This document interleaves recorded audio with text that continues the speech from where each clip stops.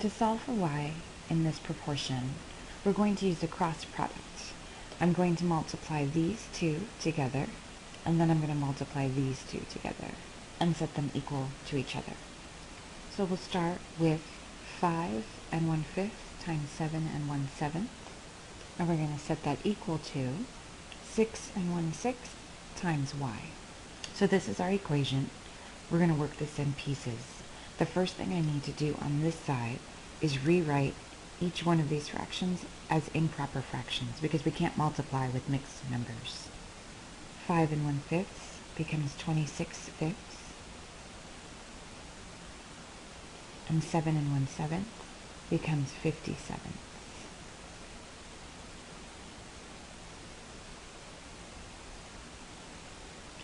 Here 6 and 1/6 becomes 37/6, and we're just going to multiply that times y. The next step is to actually do this multiplication here. The first thing I'm going to look for is see if anything cancels. So if you take a look here, 5 and 50 will reduce.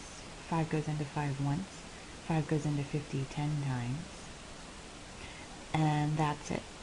So when we multiply across, I end up with 26 times 10, which is 260, over 1 times 7, which is 7.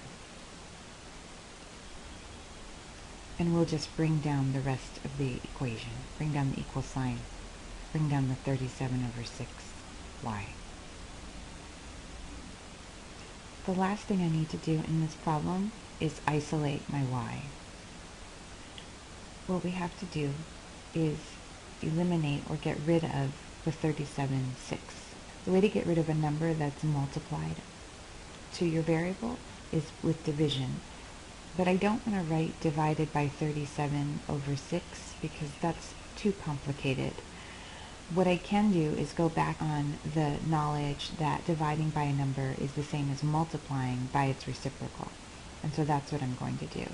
I'm going to multiply by the reciprocal of 37/6, which is 6 over 37.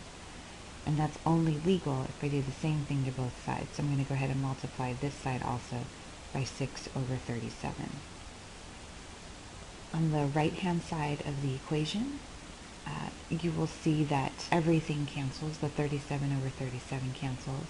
The 6 over 6 cancel. And I'm just left with 1y. And so I'm going to write that down as y. That's the right-hand side of the equation. On the left-hand side of the equation, I'm looking for things that cancel, but I don't see anything that cancels at all. So I'm just going to multiply straight across. And 6 times 260 is equal to 1,560. So multiplying straight across, I get 1,560. And 37 times 7 is 259. And this answer is fine. If they ask you to rewrite this as a mixed number, you can actually just do this division and put the remainder over 259 to get your mixed fraction. Either answer is fine.